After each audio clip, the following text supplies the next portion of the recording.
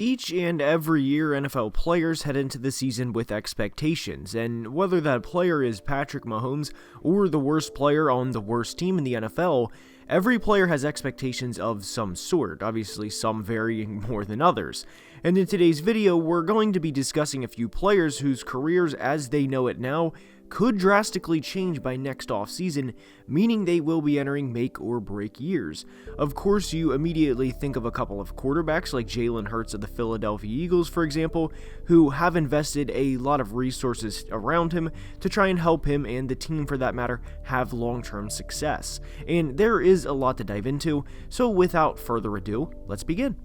And we are starting today's video with none other than Jalen Hurts of the Eagles. Simply put, if Jalen shits the bed this year, he's going to more than likely have to revert to a Ryan Tannehill type role when he signed with the Titans back in 2019. Meaning if he doesn't produce this year at the level the Eagles want him to, or win a playoff game in the weaker conference that is the NFC, Jalen will be a backup in the final year of his rookie contract in 2023 and then test the waters of free agency, because at that point Philly would have no reason to re-sign him or sign him to a contract extension. Remember, from Philly's front office's standpoint, they kicked ass this past draft and got several good football players, but if for some reason they stumble to the finish line of the 2022 regular season, they have 2 first-round picks next year and what is expected to be a very loaded draft class at the quarterback position. So if you're an Eagles fan, obviously you want to have 11 to 12 wins this year and win a playoff game or two and build on that heading into 2023,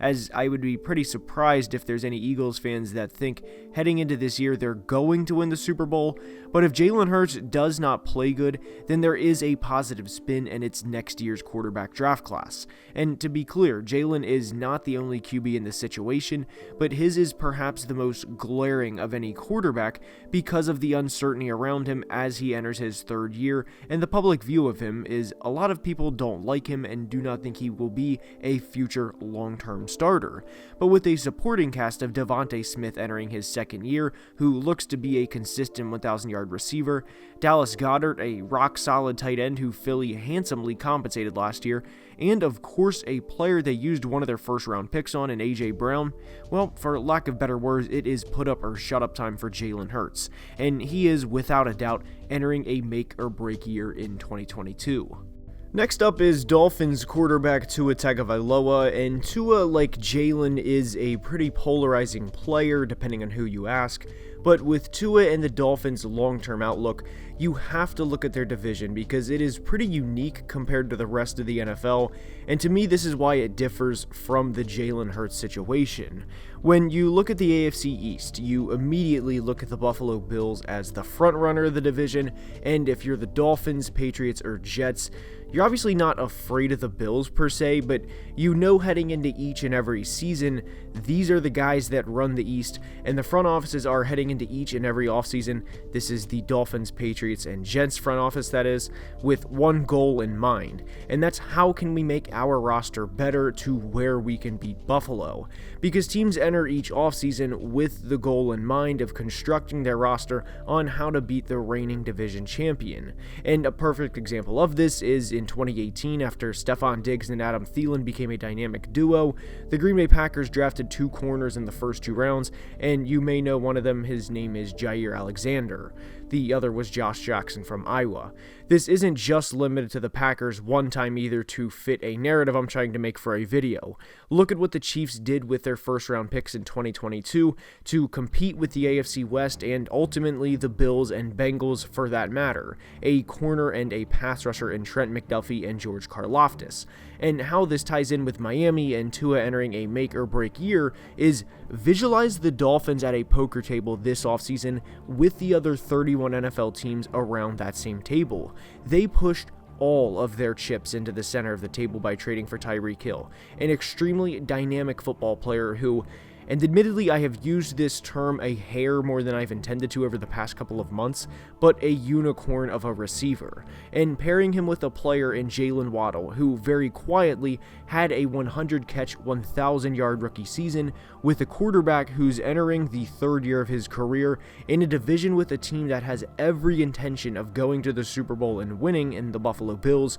puts an extreme amount of pressure on Tua to deliver, because within all of this, the Patriots made the playoffs last year, and the Dolphins obviously did not, and the Jets had one of the best off seasons they've had in a decade. Also, this is kind of an under-the-radar signing, but the Dolphins signed veteran tackle Teron Armstead, which only improves upon their woeful offensive line from 2021. I promise we're going to discuss positions other than quarterback, but Tua is a player who is in the same draft class as Joe Burrow and Justin Herbert, and has 27 passing touchdowns in 2 seasons. The Dolphins are paying a receiver a lot of money, and are praying and hoping the investment in Tyreek Hill was worth it, because if Tua can't get him the football, and consistently at that, it won't mean much in the long run. Combining all of this with a new head coach and increased expectations, and it has the potential to be a very, very stressful year for Tua.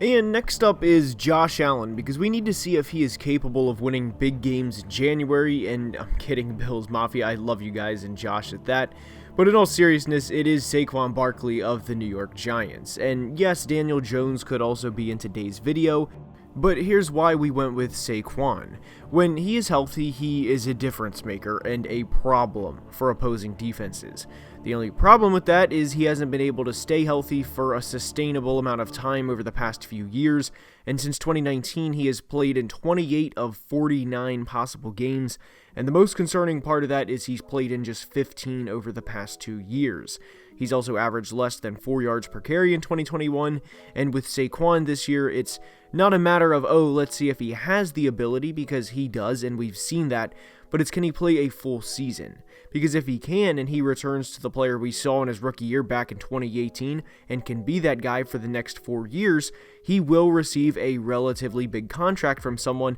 because we can call it what it is. The injury concerns will always be there when it comes to negotiation time for Saquon. But if he stays healthy this year, the negotiations are a much different story next offseason, because he will be looking to sign a 2 or 3 year deal, and that very well may happen if a team feels like they're a running back away. But if he plays less than 12 games again, then I would expect Saquon to have the remainder of his career look similar to the end of Shaquille O'Neal's basketball career, where it was a year with the Suns, Cavs, and Celtics, because NFL teams would not feel comfortable giving Saquon a long contract. But what I feel that's never talked about with Saquon especially is he's only 25 years old. Sure, he's had a rough start to his career injury-wise, but who's to say he can't have a healthy 5 or 6 seasons and have 60 to 70 rushing touchdowns during that time and completely change the narrative around his career? Because in 2019 when he was injured, his foot was caught underneath another player on the Bucs, and by the way, I'd rather not show that, it's kind of disgusting, but my point here is if that's Saquon or whoever you deem to be the most healthy running back in the NFL, they were probably going to get injured on that play. It happens. It's a part of football. And in 2020, he tore his ACL, which is just bad luck. And not to take ACL tears lightly, because they're a very serious injury, but in today's world, it seems everyone tears an ACL at some point. And not only that, but they 99.9% of the time make a full recovery. I hope Saquon stays healthy in 2022 and gets a fat contract from a team next year, because in his words, it'd be a hell of a story. And next is a bit of a surprising one, but it is Jerry Jeudy of the Denver Broncos. Jeudy was a first-round pick back in 2020, and that was the draft class with CeeDee Lamb and Justin Jefferson, and Jeudy, for multiple reasons, hasn't had the best start to his NFL career. Jerry's lack of success also gets overshadowed by Jalen Reagor being picked immediately before Justin Jefferson was, and of course Jeudy's former college teammate Henry Ruggs and what happened there. But in 2 years combined, Jeudy has 90 total catches for 1,300 yards and just 3 touchdowns, and for comparison, in Justin Jefferson's rookie year alone, he had 88 catches for 1,400 yards and 7 touchdowns. But Jerry has Russell Wilson now as his quarterback, and it is time for Jeudy to be a difference maker for the Broncos. He doesn't necessarily need to be a 100-catch, 1,500-yard, 10-touchdown player like Justin Jefferson is, but if Jeudy is a 75-catch, 1,100-yard, 7-touchdown player,